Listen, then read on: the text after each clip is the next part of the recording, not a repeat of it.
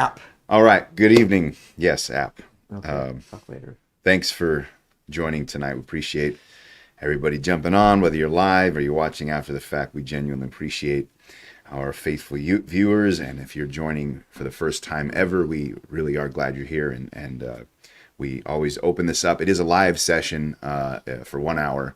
I hold a topic, I ask questions.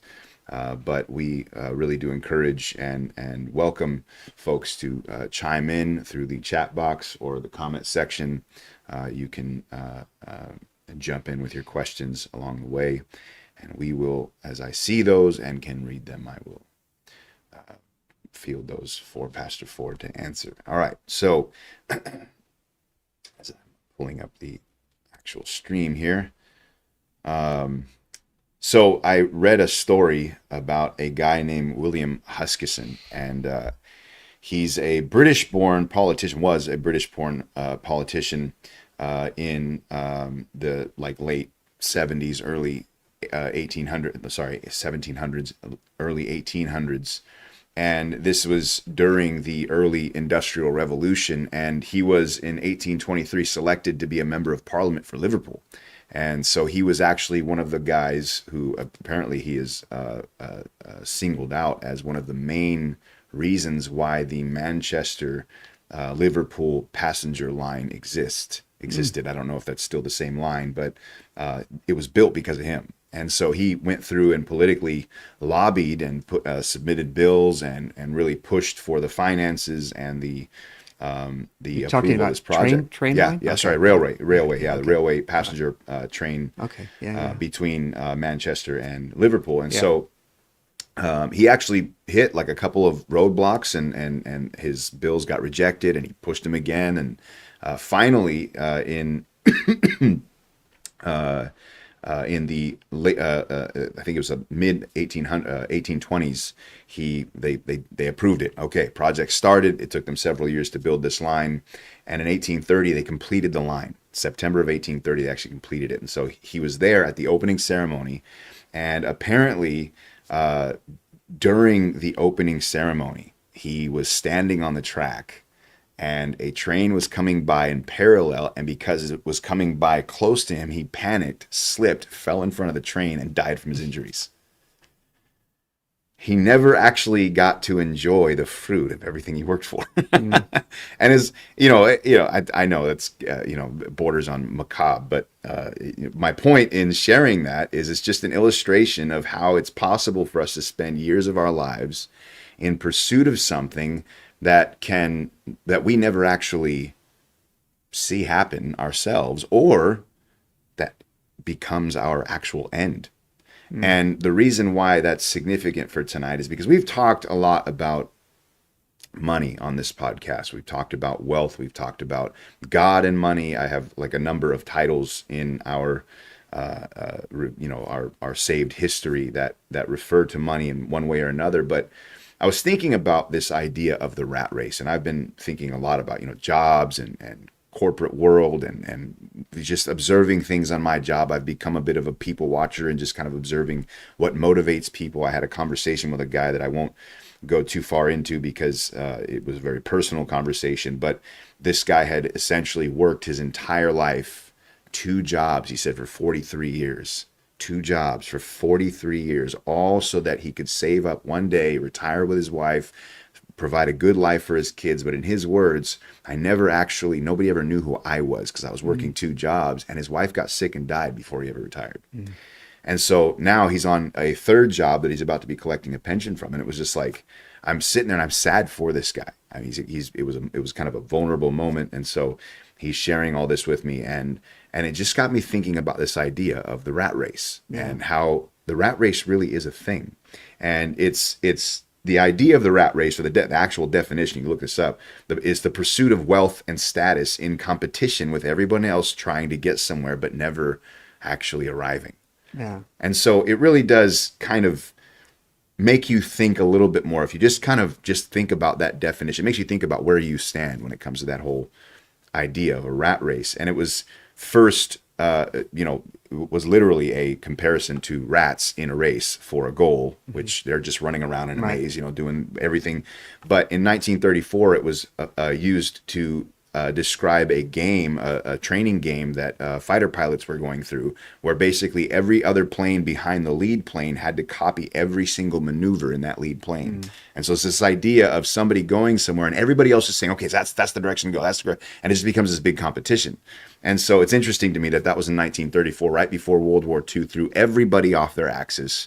And what really, at least for a moment, people probably were considering maybe life is worth more than just money and industry and the pursuit of position in life. And so I want to just stop there. There's a scripture I want to go into, but I want to just stop there and just again, I've done this before, just lay it on the table. What are your thoughts? What comes to mind? Wow, that's a pretty vague.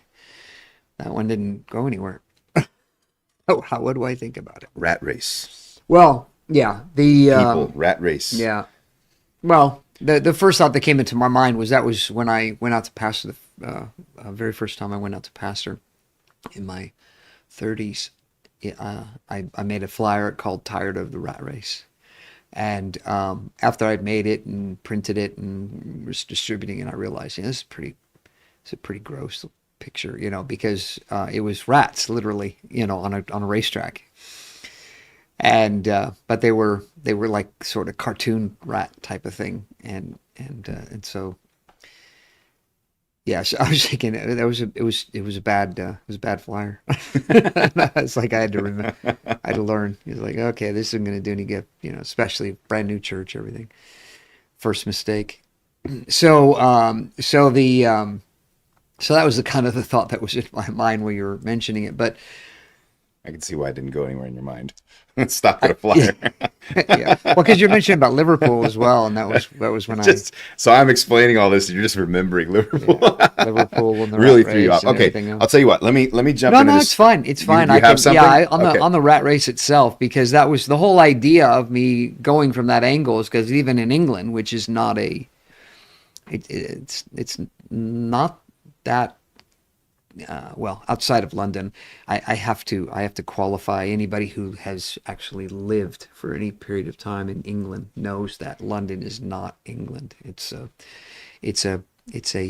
city that fell out of the sky and landed on top of whatever was there before, because it's not it's a multiracial, multicultural, multi-everything city, London. But typical England, people are not really chasing money. They're not really, that's not their goal. Their goal isn't to live for, like Americans do with the whole, saving as much money. Like you mentioned, somebody working 43 years, 2 jobs, and as a matter of fact, the neighborhood that I lived in was a fairly wealthy neighborhood, merely from the fact that one of the members of the church happened to be a wealthy person.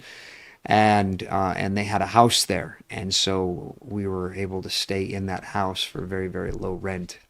And so I moved there, and so it was like, okay, I don't have any bearings on anything yet, so this will do. But as I do, I try to get to know my next door neighbors, and so we were they invited us over. And we're having lunch, and they were talking to me. So what are you doing? I told them about being the pastor and stuff like that. But I told them I got a job. I said, finally, I got a job, because I'd been there for a few months and hadn't got a job. And they said, oh, really? And so their first question was, how much vacation time did I get? Not how much I was making, what kind of a job was it, or anything. It was just how much vacation. And I said, yeah, and I'm really excited about it because I'm going to get 6 weeks off. And they said, 6 weeks? And the room was kind of quiet. And I said, is that not a lot? Because I'm coming from America, where you get 2 if you're lucky. And they said, well, typically you get 8 weeks off. It was like 2 months. You get 2 months off. I'm going to like this place. And so that was my welcome to, the reality that not everybody lives like Americans. And so the rat race in general is an American thing for the most part. Well, then we're doing this podcast in the right place, I think. And so, yeah. And so, I mean, not exclusively, because over the years, I mean, obviously since then things have changed a lot, but over the years there is a rat race, because we've become very global, and people making money and being able to do crazy things with money is obviously very attractive to anybody once they get a taste for it. And but that's the whole thing though. That right there is that idea of being able to do things that other people can't do. And the reason why you don't have that much of a rat race in England is mainly because it's a real class system, or you would say caste, but it's not really caste. It's a class system. It's not like servants and things like that as it used to be. But it really is, if you have money, you already had money. Your family's been passing money down over the years. But if you weren't born into that, the way that their economy works is once you start working, you start paying serious amounts of tax. And so the incentive, or not on purpose, but the way that the socialist government has set things up, the incentive is to not work, because you don't have to worry about paying taxes, and you can make more when it's all said and done, by not working than you can working. And so if you can come up with creative ways of not working, then you could probably end up making more. But anyway, so the whole idea of that, living to buy stuff and to do things. It's funny because we're really, I would say, really the rat race. And this is, my thoughts, on the rat race of having been in it for quite a while, is that I think our biggest problem for those, moving in that direction is the fear of not having enough in the end. And I think that really is what the motivating factor is trying to amass an amount of money to the point to where you can say, okay, I've got enough until the end. But that's a pretty huge amount of money, to have, because you retire at 65. You're really only talking probably 20 years of, genuine, time that you can go do stuff, without having to worry about it. But you're going to be doing things, as you get into your 80s, you're going to be doing things a little bit slower. You're not going to be going on mad ski trips and things like that. 85 years old. Well, I mean, you can. I mean, I know people who are like that. It's not that nobody can do it, but I think Pastor Warner's mother, she's for her 90th birthday went water skiing. So it's like her 90th birthday. Yeah. So. That could have been a viral video.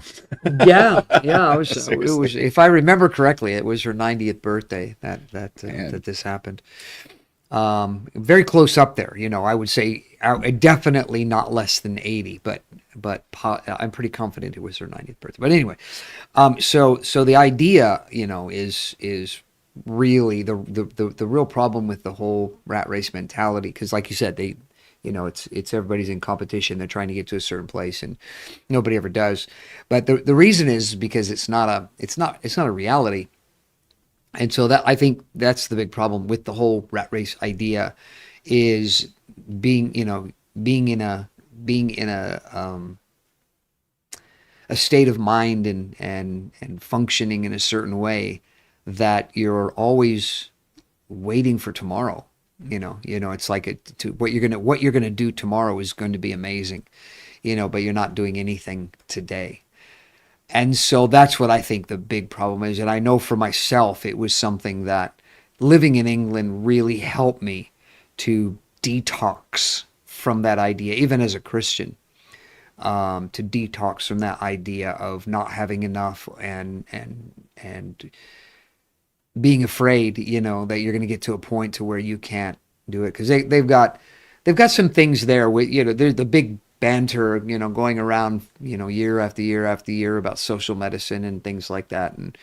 And the funny thing is I would say it comes down to this: if you want a social medicine program, then nobody's going to really have any money. But saying that, if you have a social medicine program, then you're not as worried about not having enough money either.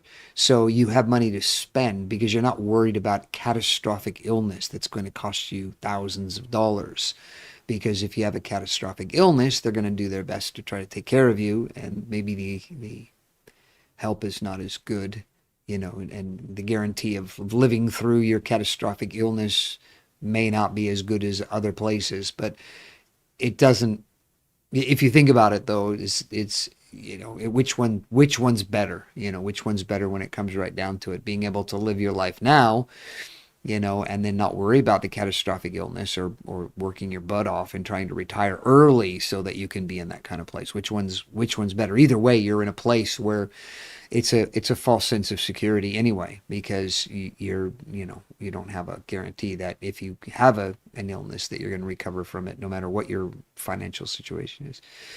And so that's my thinking basically on the whole idea of the whole rat race idea is really what it comes down to, is the fear of not having enough at the end in order to be able to live the way you want to live. So I'm not a big fan. Well, apparently neither is God, because the scripture that I was thinking about is kind of an obvious one, but it really does explicitly talk about this idea. The world, it is your own soul. That's another great one. Oh, no, okay. that's not this one. The rich fool. It's the classic, really. But Luke 12. Jesus. Wait, that's the same one. No. Yeah, a little bit further down. Oh, I probably I'm just not finishing the whole thing. Well, I'm Yeah, going to stop no. at where God Yeah. judges him. But, Okay. okay. Yeah, you're right. Okay, Luke 12. I'm only reading to verse 21, so it's a little bit less. But Jesus actually is approached by these two brothers who want him to solve an inheritance dispute between the two of them. And he says, who made me judge over you? Yeah. And he gives them this parable. And he says, the ground of a certain rich man produced an abundance. So he thought to himself, what shall I do since I have nowhere to store my crops? Now, just try to picture that crops back then, Jesus is referring to wealth. This is not just talking about, for them, it wasn't just gold. Yeah. For crops meant wealth. And so this man had become very quickly very wealthy. Yeah. And so he said to himself, what shall I do since I have nowhere to store my crops? Then he said, this is what I will do. I will tear down my barns and build bigger ones, and there I will store up my grain, all of my grain and my goods. Then I will say to myself, you have plenty of good things laid up for many years. Take it easy, eat, drink, and be merry. But God said to him, you fool. And that's a very interesting statement. Yeah. He says, this very night your life will be required of you. Then who will own what is all that you have accumulated? Mm-hmm. This is how it will be for anyone who stores up treasure for himself but is not rich toward God. Now that puts the rat race in the perspective of God. Yeah. And so, thinking about this whole thing, as I just, Jesus calls him a fool right off the bat. Everything this guy did, though, is what, let's be honest, a good portion of the world does every single day. Yeah. And so what is Jesus saying here when it comes to the idea of the pursuit of money? Everybody's doing this, you know what I mean? Not everybody. No, I don't. Not everybody's doing exactly what he was doing, because the whole idea of just amassing until, you get to that point, and that's the thing is he gets to the point to where he says, I have enough. Mm-hmm. But his idea of I have enough is not a conservative have enough. It's I have enough, for 10 lifetimes I'm good. It's that. Yeah. It's more like that. He struck it rich. He clearly got it. Yeah, because he's he's doing well, but then he says, so what am I going to do? I'm going to build bigger barns. And so it's not like, hey, I'm doing amazing, now let me live life. It's, hey, I'm doing really amazing, so let me make more first. Yeah. Then I'll live life. And then so the idea of being a fool is the idea of spending his whole life in order to achieve something that he's not going to be able to enjoy. Mm-hmm. So that really is the issue. When it comes right down to it, he's given his whole life to this. Like you mentioned about the individual who's, working 2 jobs for 40 years and nobody got a chance to know him, during all of that. And so that it's the same, that's the idea, is that he is, you're talking about a sacrifice of living in order to amass wealth with the intention of one day actually living. But the reality is that's not the case, and that's why Jesus calls him a fool. It's not fool from the standpoint of you are so stupid that you did this. He's talking about it more from the standpoint of you didn't pay any attention to God. Yeah. That is the issue. More than the amassing of wealth. It was because he says so is everyone who is not rich towards God. So it's not just the wealth element of it itself. It's not understanding what being wealthy really means in the true sense of the term. So Jesus also says this interesting statement of today your soul will be required of you. Yeah, it's like you said, the you fool, that word fool actually has a lot of there's a lot of different ways you can translate that word, but it sounds like Jesus is saying you were mindless, or you were blank-minded, thoughtless, inconsiderate is like what you were saying. It wasn't, and he even goes on to say you weren't rich toward God. So clearly there was an ignoring of a mindlessness. Yeah, he allowed himself to get too focused on one particular thing, and missed out on life as a result. So, how does money affect the soul? Like, what is the relationship between? Well, now this is something that's worth talking about, because it is something that, not that nobody talks about this with the right harmony, but many people are usually on one extreme or the other, and the one extreme is the extreme of poverty, that being broke allows you to be more spiritual, and that's not true. Being incredibly wealthy is probably far easier for you to serve God than it is to be broke and not be able to pay your bills.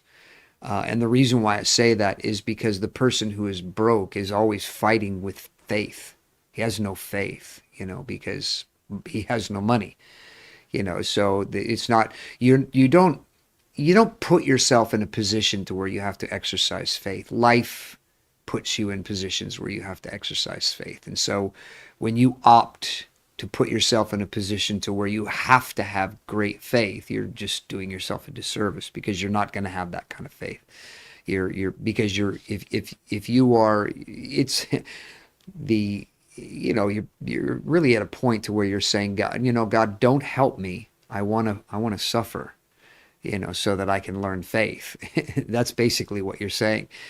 And you're not going to serve God like that, telling God, no, I don't want your help. I just want to suffer so that my faith can grow. It's like, no, you don't even know what faith is if that's how you're thinking, because faith is the idea of God providing, and helping, that's what faith is you're trusting God that, okay, I'm not, I may be in a situation to where, I don't have a lot of access to wealth, but that doesn't mean that God cannot do that. And I think you were the one who mentioned about the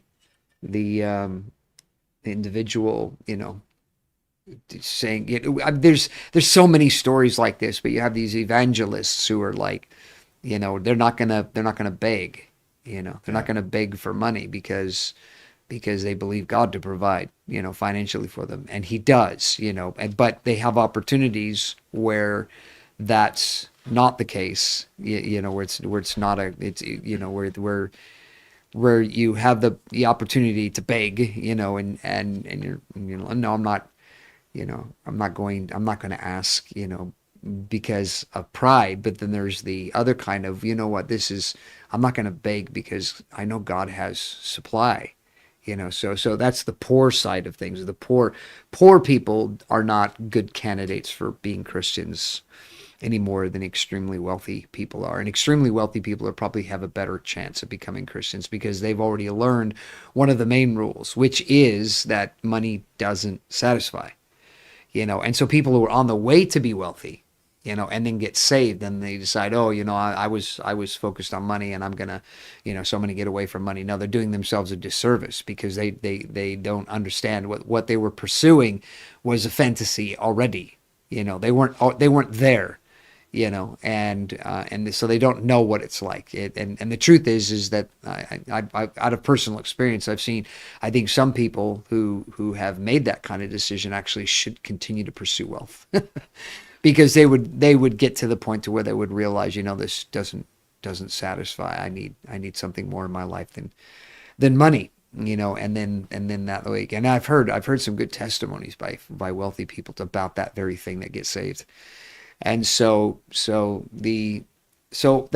poverty is that's not a spiritual alternative. It's not an option.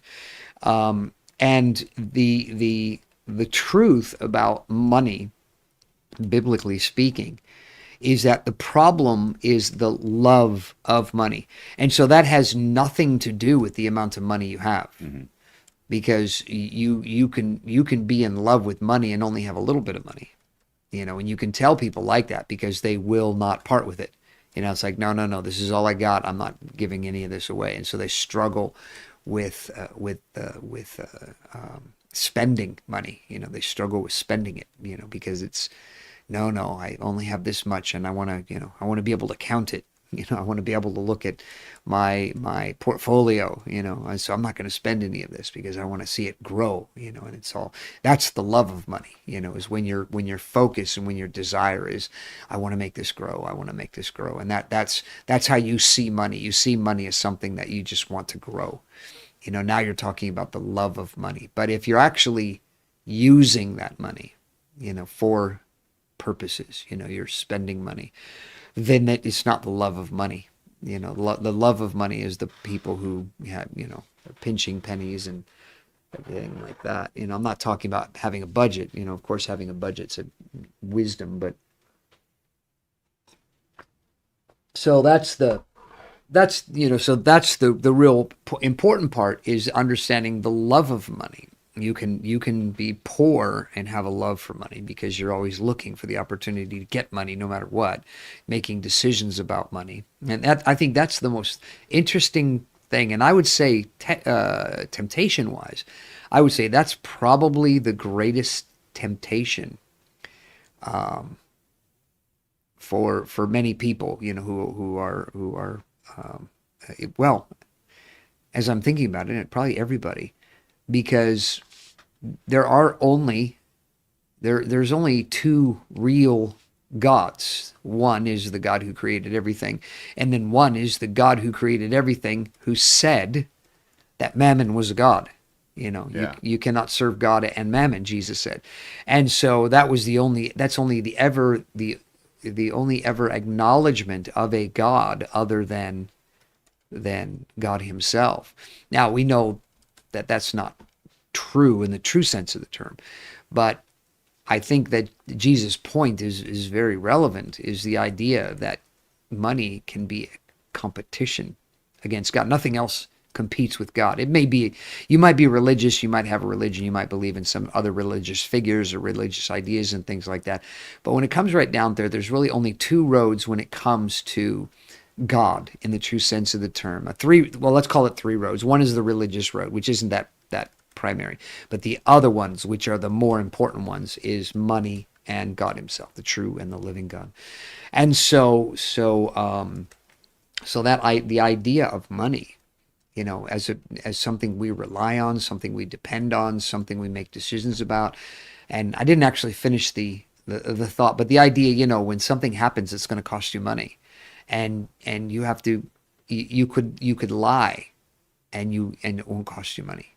It's interesting, the temptation that way. Like if you get paid too much or something like that, when you've read stories of people that have had these accidental deposits made in their accounts, and they see them and realize, wow, there's somebody made a mistake on my account, and they withdraw the money as fast as they can and then go spend it as fast as they can because they want to be able to say, oh, well, it was in my account and so it was my money. It's like, yeah, but this is wrong.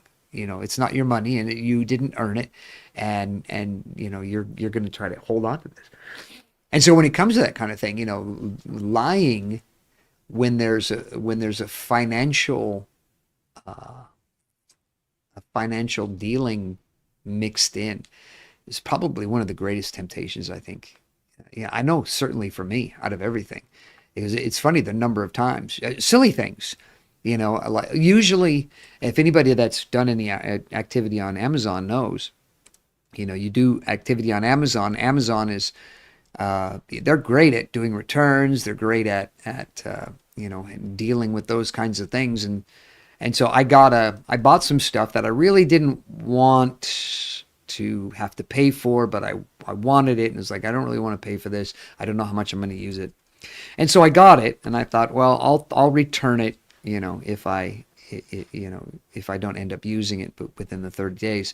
And and I didn't end up using it, but I got an email saying that, my shipping had been lost and they had refunded my money. And I was like, no, I got my shipping.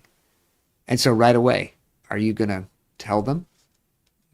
It was only $27. It wasn't even like it was a large amount of money. It's like, are you going to tell them? And I thought, yeah, I need to. Obviously, I need to tell them. But the temptation was there. Why? They're just going to refund it. They're going to tell you to do nothing about it. And so I thought, okay, so I got on the chat, started explaining the situation to them, and they said, oh yeah, just like I thought, don't worry about it, it's okay. And I said, yeah, but I don't want the vendor to have to eat this either. And said, oh no, it's going to be taken care of. Don't worry about it. The vendor's not going to pay for it. You're not going to pay for it. It's all going to be okay. And I was like, okay, well, cool, fine. Okay, so I got this stuff. It's now mine. And then I got an email about 3 or 4 days later that said, we're sorry for your lost shipping.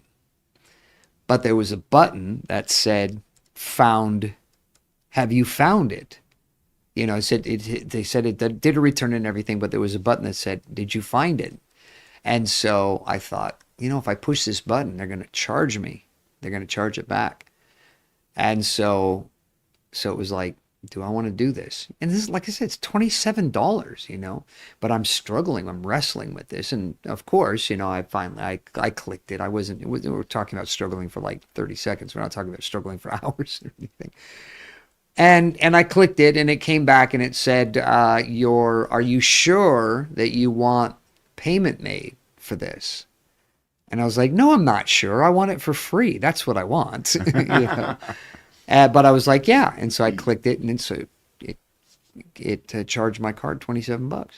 And I'm like, it's $27. That's it's going out to dinner once. It's like, going out by myself for dinner once. I was just gonna say that. You beat me to it. I was just gonna say, yeah, for one person. Yeah. And so it's like, really, but that was one of the reasons why I shared that, is because I thought, man, isn't that amazing? I'm saved. I believe in Jesus. I know I have eternal life. God has blessed me financially. I've got money. God's always provided for my needs. But yet, when it comes to, right down to it, when it's just you versus your own brain, and obviously the devil and temptation and the creative work of the devil in your mind to try to get you to sin, that it wasn't come on, I'm not going to bother with this. This is not, just pay the $27 and be done with it. And this is not a temptation. No, it was a genuine temptation because of how the whole thing played out. But like I said, it was $27. It wasn't even like it was a lot of money. It wasn't like $500 or something like that. And it wasn't that big of a deal. And the truth is, the stuff's still, I haven't even put it away yet. The stuff's still sitting on my desk, and it's been there for like 2 months, and so it's, but the idea, about mammon, this is a very, very important thing to understand, is that mammon is not, it's not a stagnant thing. It's not just getting over your problems with money, because I've seen people who, they don't want to fall into the love of money, and so they make decisions to try to stay away from money, and then are still bound by money. They're not free from money. They're just broke and bound by money. Rather than being rich and bound by money. And so it's like, man, it's the deception, and that's my point, is the deception is very, very interesting, how subtle it is, because you think, oh, because I don't have any money, I can't possibly be bound by money. I would definitely much rather have the other problem.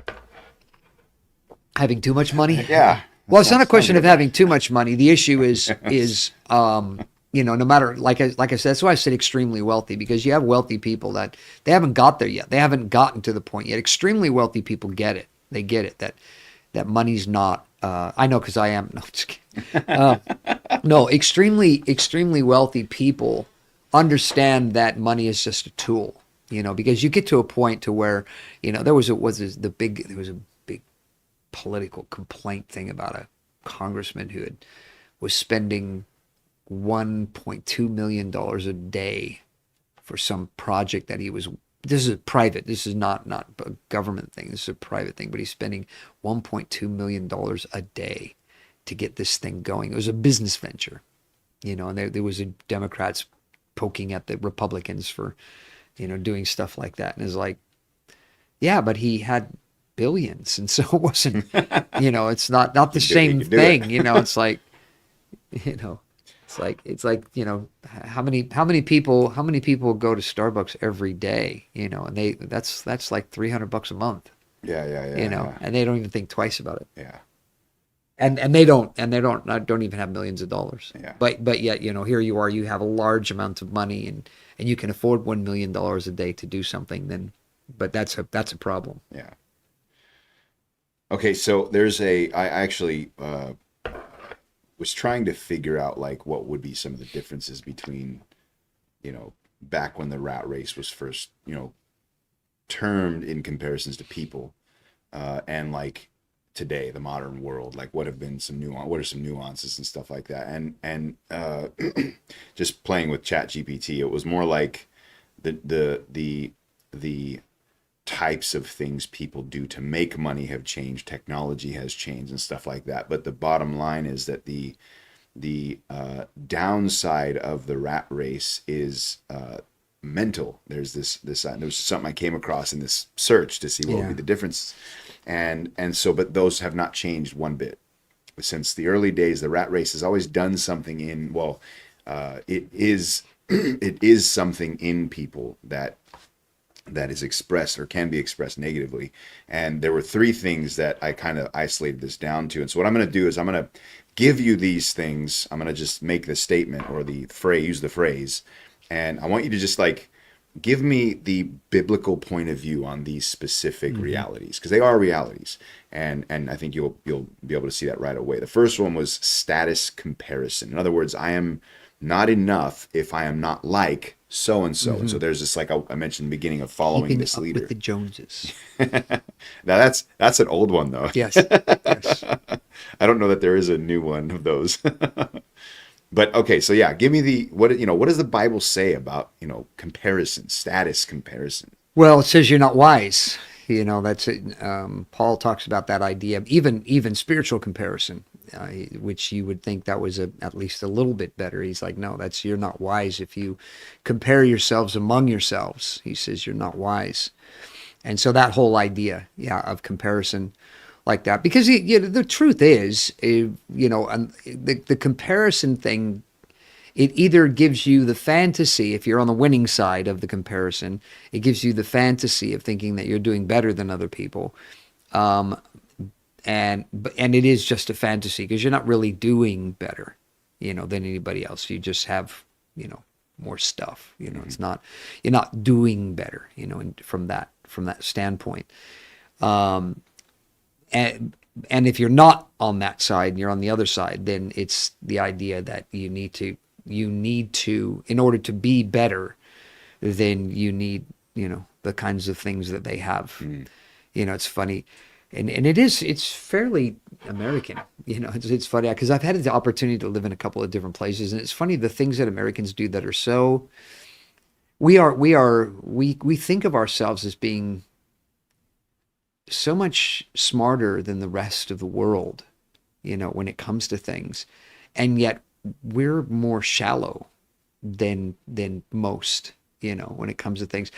Somebody buys something, on your block, then everybody's got to buy it, or at least a few people will buy it because they've got to have one. It's like, oh, I got to have one of those. And I'm not talking about practical things. I'm talking about things that are not, they're not necessarily practical at all, but it's that whole idea of keeping up, trying to keep up with other people. Mm-hmm. And so yeah, so it's it's that's what the comparison does is it makes you dissatisfied with who you are when it's all said and done, really, more than anything else, because you've always got to, once you're at the top, now you got to stay at the top, so you're going to have to, when somebody else starts,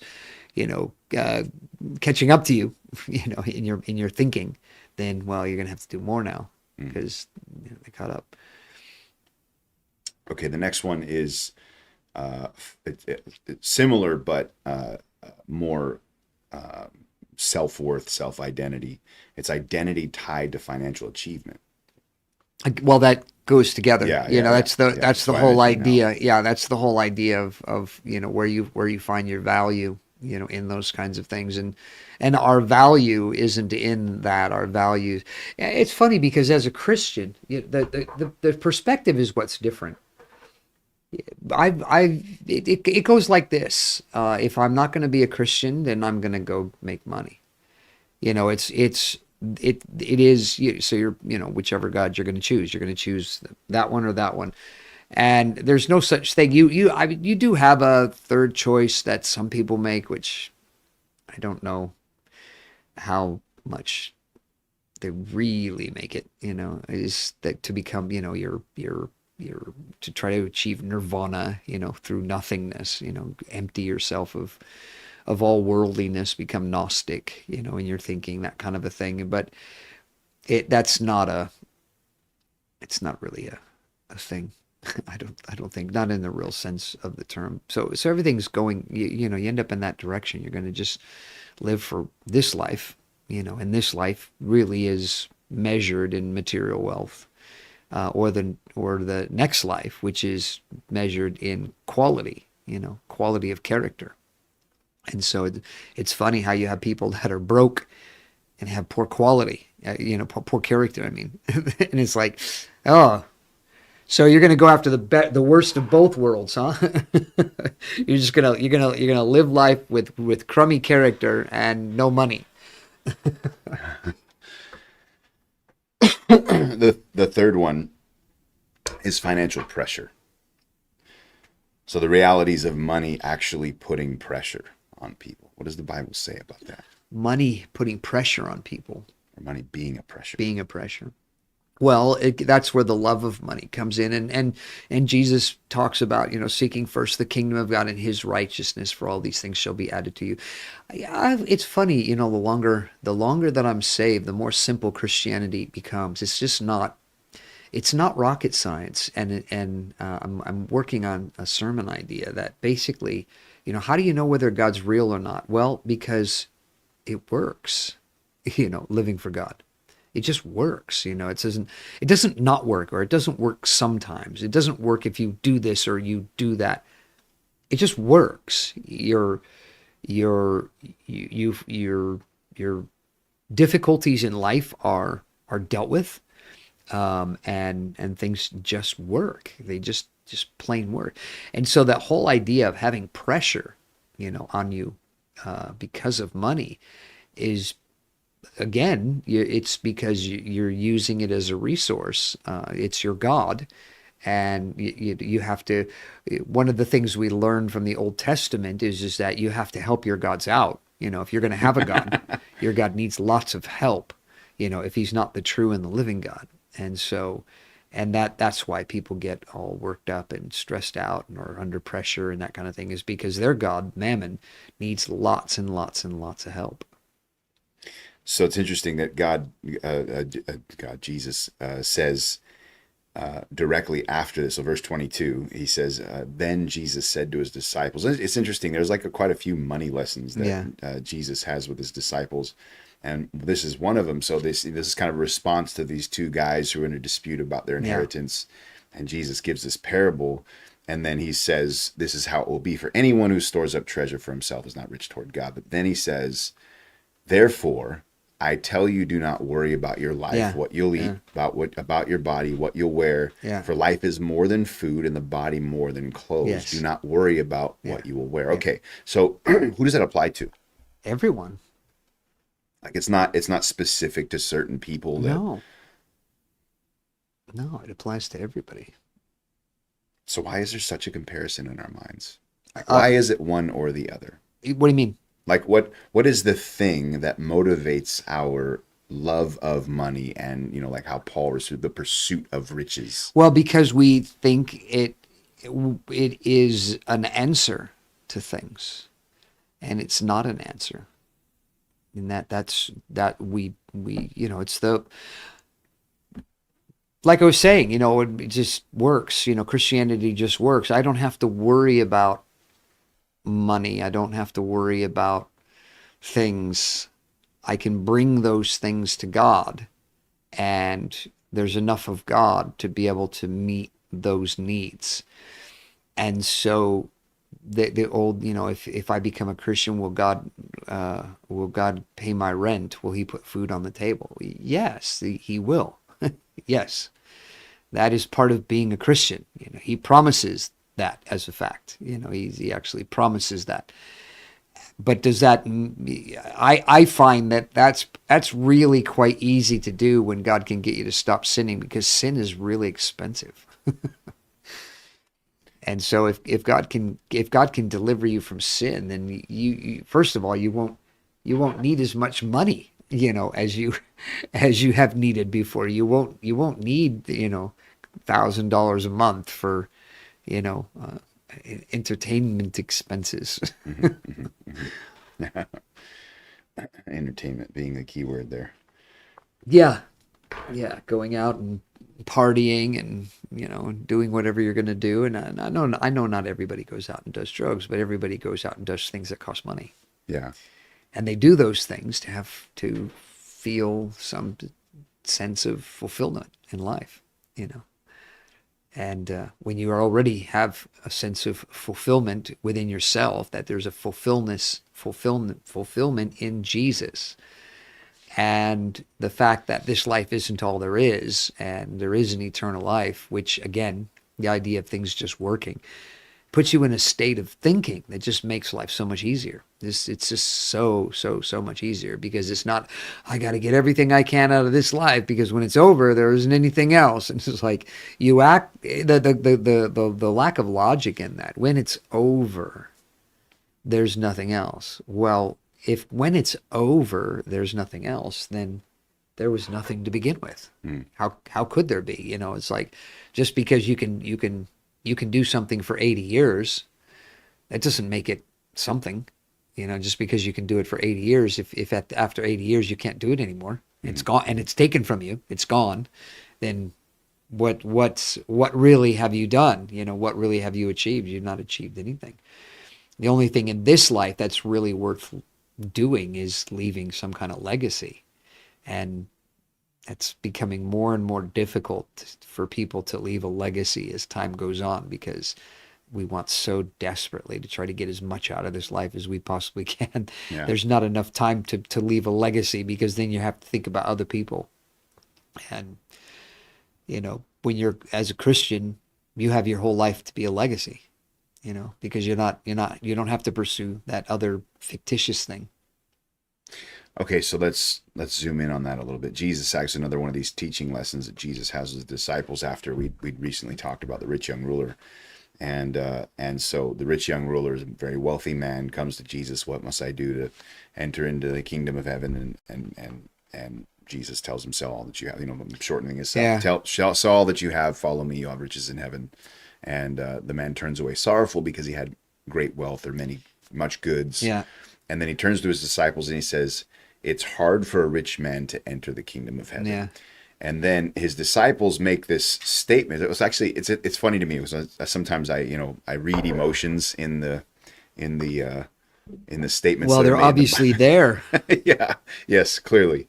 And so they almost seem incredulous. Like they're following Jesus. They are. And they say these words. They say, how then can a man be saved? Or who then can be saved? Yeah, because they're not used to the idea of poverty. It's such a misnomer to think that everybody was poor before there was an America, Yeah. and now we've created capitalism, and now people are wealthy, and and all that kind of stuff, and no, because being poor was dangerous. It wasn't it wasn't like it is today. You can be poor and get money pretty easily. I know I have the street that I come down every single day, several times a day, is always very faithful to have at least one Yes. poor person Yeah, asking for money, and no problem, that's his job. That's what he does for a living, collects money from people. Or she, there's been a few women there as well. And, it's not the same, but back then, if you could starve to death, first of all. And if you didn't starve to death, you could become a victim of of getting into debt. I say victim because it's the lenders, predatory lenders, Yeah. that they would come after you, and then you'd have to put your family into slavery or come up with the money, or debtor's prison. And so being poor there was nothing attractive about being poor, and so the disciples weren't poor. There's no way. The disciples weren't. Nobody was poor by choice. Nobody chose poor. Mm-hmm. And so that's why that whole idea of, Jesus choosing to be poor and all that is so ridiculous, because he'd have been the only one. There'd have been nobody else who'd have been following behind him going, oh yeah, this is really cool. I think I'm going to give away everything and become like you. It's like, no way. There's no way. There's absolutely no way that during that period of time that people would opt to be poor, and Jesus, God, who's got a little bit of intelligence, would not come to the earth as a poor person. When you talk about him being born to a poor family, we say these things, and it's like I read in the Bible and I just don't read about him being in a poor family. Yeah. It doesn't say he was poor. We just automatically assume that. Yeah. There's nothing in the Bible that says associate the manger being because they were poor. Yeah. No. Yeah. It's because everybody had flocked to the same city at the same time. Yeah. So imagine being a millionaire during the Super Bowl. I was just going to say the Super Bowl. Yeah. Yes. Not a billionaire, being a millionaire in the Super Bowl, and you just happen to be in San Jose. Yeah. You just happened to be showed there. up later than everybody else. You showed up Darn. later than everybody else, and you didn't make any arrangements. You're not going to find a hotel. Yeah. It isn't a question of how much money. Yeah. You're not going to find a hotel. They showed up clearly willing to pay. There's just no room.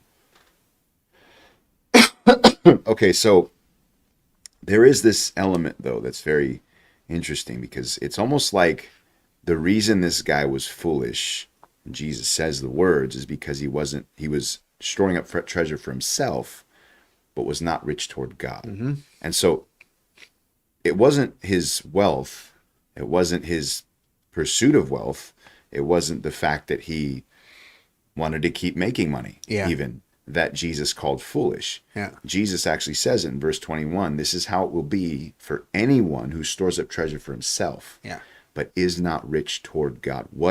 What does that mean? Being rich toward God. Well, that's again, that's one of these things that just works, that you learn over time as a Christian. Because here's the issue, and I see this a lot, and I see this among Christians who they're just not givers. They're just not. They'll do whatever they have to do. They'll pay whatever they have to pay. I know people who are very, very stingy, who as soon as they get their paycheck, the first thing to do is write either a check or do it online or whatever, their tithe immediately. But the reason why they do that is because they don't want to be cursed. They're not doing it because they're liberal. They're doing it because it's a God tax, and they know that if they don't pay their God tax, then they're going to be in God prison. God's going to take away their wealth. So they don't want that to happen. So they're going to tithe. And then, when it comes to offerings are very, very calculated. It's not something that they cannot be moved on in a moment. It's like there's some need, some situation. It's all calculation. It's how much do I have in the bank? How much can I afford? How much can I give? And then do it. And there's nothing about being liberal associated with it. And depending on how poor they are, it becomes a thing of, capitalizing on the people of God, as in being able to get rides. All right, you know what? I'm not going to buy a car because there's a lot of people at church that they can take me around, and I'm not gonna, I'm not gonna do this. And then going out to eat. Oh no, because they're afraid that if they go out to eat, somebody's going to pay for them. Then they're going to be obligated to pay in the future, so they're not going to go. So there's all that. They're just stingy, but they do their, like I said, they do their little liberal, their little legal things, but they don't understand that there's such a flow in being a blessing. I know people and have learned from watching them that these people, they're people that they give these testimonies of all these great things that God has done. It's like, oh, how come God does that for them and not for me? I'll tell you why. If you know them, you'll know why. Because these are people that testimony comes after many, many, many sacrificial opportunities that they've taken advantage of. Because for them, having money is an opportunity to be able to be a blessing to other people. That's how they see it. They see it as they are only stewards. And it's funny, people talk about over the years, being a Christian's fun. What can I say? Especially being a pastor is fun because you watch people and you see their interpretations of things and you realize they just haven't a clue what they're talking about or what they're on about. And they could be Christian for years and years and years and they just have no idea because everything is just academics. It's like just being in school. They've learned religion, they've learned Christianity, but they don't know Jesus. They don't have a relationship with Jesus. Jesus never moves on them to do anything. They just come and go as they please, do whatever they want all their lives, and have no real conviction about standing before God and giving account of their lives. It's just, oh no, I'm good. It's all going to be great. And so many people are like that, but they don't ever benefit in being a Christian. There's never benefit. Christianity never benefits them because they're so busy, gaming the system, and so they don't get to experience the true blessings, which is when you are a liberal, when you are a giver, and the blessing of being a giver and learning that being a giver has nothing to do with how much money's in the bank. It has everything to do with the opportunities God gives you to be a giver. Whether it's in a conference or revival or an offering for a speaker or brother or sister. There's been several times in my life. My wife and I were during COVID. The people were dying. And so it became a thing of where there was almost a regular event. People dying during COVID suddenly.